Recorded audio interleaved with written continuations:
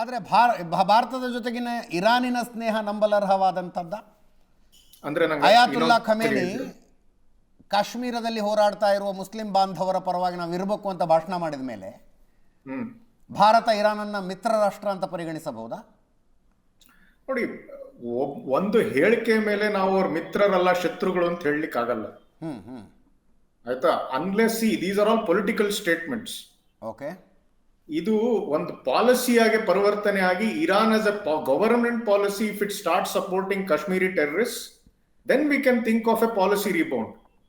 ಹೇಳಿಕೆಗಳ ಮೇಲೆ ಗಮನ ಕೊಡಬೇಕು. ಹೇಳಿಕೆ ಮೇಲೆ ನಾವು ಪ್ರತಿದಿನ ಇವನು ಇದು ಹೇಳ್ದ ನಾನು ಇವನ್ ವಿರುದ್ಧ ಆಗ್ತೀನಿ, ಅವನು ಅದು ಹೇಳ್ದ ನಾನು ಆ ದೇಶದ ವಿರುದ್ಧ ಆಗ್ತೀನಿ ಅಂದ್ರೆ ನಾನು ಸ್ನೇಹಿತ ಅನಬಹುದಾ ಅದರ ಪ್ರಶ್ನೆ, ಶತ್ರು ಅನಬೇಕಾ ಅನ್ನೋದಲ್ಲ. ಅಲಾಯ್ಸು ಅಲ್ಲ, ಎನಿಮೀಸು ಅಲ್ಲ ಅನ್ನೋಂಥದ್ದು ಒಂದು ಲಿಸ್ಟ್ ಇರುತ್ತಲ್ಲ, ಆ ಪಟ್ಟಿಲಿ ಇರಾನ್ ಬರೋದಿಲ್ವಾ ಅಂತ?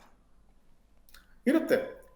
ಇರಾನ್ ಈಸ್ ನಾಟ್ ಅವರ್ ಆಲಿ, neither is it hour enemy. Yes. It is a source of energy for us. We are an energy deficient nation. ನಮ್ಗೆ ಅವರಿಂದ ಎನರ್ಜಿ ಬೇಕು. So it is a transactional relationship. ಗೊತ್ತಾಯ್ತು, ಹೌದು. ಹಿಂಗಿರುವಾಗ historically Israel militarily ಭಾರತಕ್ಕೆ support ಮಾಡ್ತಾ ಬಂದಿದೆ. ಭಾರತಕ್ಕೆ ಅವಶ್ಯಕತೆ ಬಿದ್ದಾಗಲಿಲ್ಲ. ಕಾರ್ಗಿಲ್ ಯುದ್ಧದಿಂದ 26/11 ಮುಂಬೈ ಮೇಲಿನ ದಾಳಿಯ ತನಕ.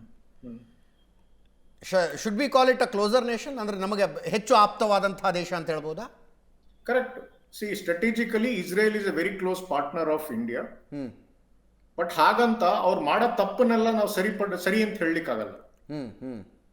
ಅವ್ರು ಏನಾದ್ರೂ ಒಂದು ತಪ್ಪು ಮಾಡಿದ್ರೆ ನಿಜವಾದ ಸ್ನೇಹಿತರಾಗಿ ನೀವು ಮಾಡ್ತಿರೋ ತಪ್ಪು ಅಂತ ನನಗೆ ಅನ್ನಿಸ್ತಿದೆ ಅಂತ ಹೇಳೋದು ಒಂದು ಧರ್ಮ. ಅದ್ರ ಮೇಲೆ ಅವ್ರು ನಡೀತಾರೋ ಬಿಡ್ತಾರೋ ಅದು ಅವ್ರಿಗೆ ಬಿಟ್ಟಿದ್ದು. ನಮಗ್ ಕಾಣಿಸೋದು ಮೂರನೇ ಪಕ್ಷವಾಗಿ ನಾವು ನಿಂತಾಗ ನಮಗ್ ಕಾಣಿಸೋದನ್ನ ನಾವು ಹೇಳ್ಬೇಕು. ಈಗ ಹಮಾಸ್ ಮೇಲೆ ಅವ್ರು ದಾಳಿ ಮಾಡಿದ್ರು, ಹಿಜ್ಬುಲ್ಲಾ ಮೇಲೆ ದಾಳಿ ಮಾಡಿದ್ರು, ಅದೆಲ್ಲ ಸರಿ ಇತ್ತು. Okay, those were recognised terrorist groups by the UN. This is a sovereign nation. But Hezbollah ಆಗಿರ್ಬೋದು, ಹೌತಿ ಆಗಿರ್ಬೋದು, ಇರಾನ್ ಅಂತ ದೇಶ ಇಲ್ಲದೆ ಎಕ್ಸಿಸ್ಟೆನ್ಸ್ ಸಾಧ್ಯನಾ ಅವ್ರಿಗೆ? ಸರಿ, ಈಗ ನೀವು ಕೇಳ್ತಾರ ಪ್ರಶ್ನೆ ಏನು ಅಂದ್ರೆ, ಇರಾನ್ ಇಲ್ದೆ ಹಮಾಸ್ ಮತ್ತೆ ಹೌದೀಸ್ ಆರ್ ಹಿಜ್ಬುಲ್ಲಾ ಇರ್ಲಿಕ್ಕೆ ಸಾಧ್ಯನಾ ಅಂತ. ಹೌದು, correct. There may be logistics backup being provided by Iran. ನಾನು ಇಲ್ಲ ಅಂತ ಹೇಳ್ತಿಲ್ಲ. ಓಕೆ, ಅದನ್ನ how do you prove it? By going to the international court of law or by going to the UN security council where you have got powerful backers. Okay, 5 veto nations ನಲ್ಲಿ 3 nations are with you, US, France and UK. ನೀವು ಒಂದ್ಸಲನಾದ್ರೂ ಹೋಗಿ table ಮಾಡಿದೀರಾ? ಜಿಯೋಪಾಲಿಟಿಕಲಿ Israel situate ಆಗಿರುವ ಜಾಗ ಇದೆಯಲ್ಲ, ಆ ಜಾಗ ಇಂಥ ಅಟ್ಯಾಕ್ಗಳನ್ನು ಮಾಡುವ ಅನಿವಾರ್ಯತೆಯನ್ನು ಆ ದೇಶಕ್ಕೆ ಸೃಷ್ಟಿಸಿದೆ ಅಂತೀನಿ ನಾನು. ಹಾಗಾದ್ರೆ ನೀವು ಒಂದು ಕಾಲನ ಪ್ರಾಯಶಃ you were a Iranian boot. ನೀವು ಇರಾನಿಯನ್ನು ಯಾವಾಗ ಮನಸ್ಸು ಬಂದ್ರೆ ಅವಾಗ ನೆತನ್ಯಾಹು ಎದ್ದು ನಾನು ಇವ್ನು ಹೊಡಿತೀನಿ ಅಂತ ಹೊಡೆದ್ರೆ what should he do for his defence? ಅಲ್ಲ, ಅದು you are forcing Iran to opt for the nuclear weapon. Okay, ಅಲ್ಲ 1970 ನಂತರ ಇರಾನಿನಲ್ಲಾದ ಬದಲಾವಣೆಯ ಕಾರಣಕ್ಕಾಗಿರೋದು ಸರ್. ಮುಂಚೆ ಇರಾನ್ ಇಸ್ರೇಲ್ ಎಷ್ಟು ಅದ್ಭುತವಾದ ಸಂಬಂಧ, ಇರಾನ್ ಅಮೆರಿಕ ಎಷ್ಟು ಅದ್ಭುತವಾದ ಸಂಬಂಧ. Tel Aviv to Tehran direct flight ಇತ್ತು. ವೆಕೇಶನ್ಗೆ ಹೋಗ್ತಿದ್ರು ಯಹೂದಿಗಳು ಒಂದು ಇಸ್ಲಾಮಿಕ್ ರಾಷ್ಟ್ರದಲ್ಲಿ. ಅಷ್ಟು ಅದ್ಭುತವಾಗಿದ್ದ ಸಂಬಂಧ ಇರಾನ್ನಲ್ಲಿ ನಡೆದ ಇಸ್ಲಾಮಿಕ್ ರೆವಲ್ಯೂಷನ್ ಕಾರಣಕ್ಕಾಗಿ ಈ ಹಂತಕ್ಕೆ ಬಂದು ನಿಂತಿದೆ. ಒಂದು ಮುಸ್ಲಿಂ ರಾಷ್ಟ್ರವಾಗಿ ಇದು ನಮ್ಮ ಜವಾಬ್ದಾರಿ, ಯಹೂದಿ ರಾಷ್ಟ್ರ ಒಂದು ಅಸ್ತಿತ್ವದಲ್ಲಿ ಇರಬಾರ್ದು ಅನ್ನೋ ಲೆವೆಲ್ಗೆ ಎಲ್ಲ ದೇಶಗಳು ಯೋಚನೆ ಮಾಡೋದಕ್ಕೆ ಶುರು ಮಾಡಿದ್ರೆ ಇಸ್ರೇಲ್ ಇನ್ನೇನು ಮಾಡುತ್ತೆ?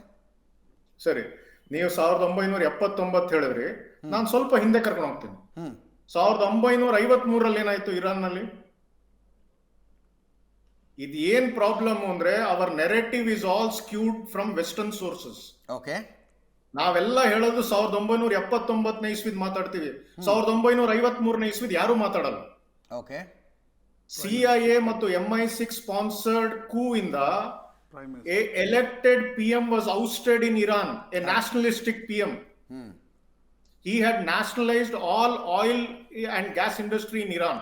Yes. ಅದರ್ವೈಸ್ ಎಲ್ಲ ಆಮದನಿ ಏನಿತ್ತು, ಎಲ್ಲ ವ್ಯಯ ಏನಿತ್ತು, ಆಮೇಲೆ ಖರ್ಚು ಮತ್ತೆ ಇದು cost, profit and loss was all going to BP. British petroleum. So ಆ ಮನುಷ್ಯ ಮೊಹಮ್ಮದ್ ಮೊಜದ್ದಿಕ್ ಅಂತ ಒಬ್ಬ ಪ್ರೈಮ್ ಮಿನಿಸ್ಟರ್ 1953ರಲ್ಲಿ ನ್ಯಾಷನಲೈಸ್ ಮಾಡ್ದ. ಅವನ್ ಅಗೇನ್ಸ್ಟ್ ಕೂ ಮಾಡಿದ್ರು. ಆತ ರಷ್ಯಾಕ್ಕೆ ಹತ್ತಿರವಾಗುತ್ತಿದ್ದಾನೆ ಅನ್ನುವ ಆರೋಪ ಹೊರಿಸಿ ತಿರ್ಗಾ ಶಾನ್ ಕರ್ಕೊಂಡ್ಬಂದ್ರು. ಅವನು again gave the priority of drilling oil and monopoly of oil resources to the British Petroleum Company. Yes. So ಇದ್ರ ಹಿಂದೆ ನಾವು ಒಂದು ಕಡೆಯಿಂದ ನೋಡ್ಲಿಕ್ಕಾಗಲ್ಲ, ಒಂದು ಮಿರರ್ ಇಂದ ನೋಡ್ಲಿಕ್ಕಾಗಲ್ಲ ಇದನ್ನು. ಆ ಅನ್ರೆಸ್ಟ್ ಅಗೇನ್ಸ್ಟ್ 1978-79ರಲ್ಲಿ ಅಯತುಲ್ಲಾ ಖೊಮೇನಿ ಅವರು ಪವರ್ಗೆ ಬಂದ್ರು. ಅವ್ರು ಆಮೇಲೆ ಮಾಡಿದ್ ಸರಿನೋ ತಪ್ಪು ಅನ್ನೋದು ಬೇರೆ ವಿಷಯ. But you cannot start from your defined point of start. 1979 ನೀವು ಸ್ಟಾರ್ಟ್ ಅಂತ ತಗೊಳ್ಲಿಕ್ಕಾಗಲ್ಲ.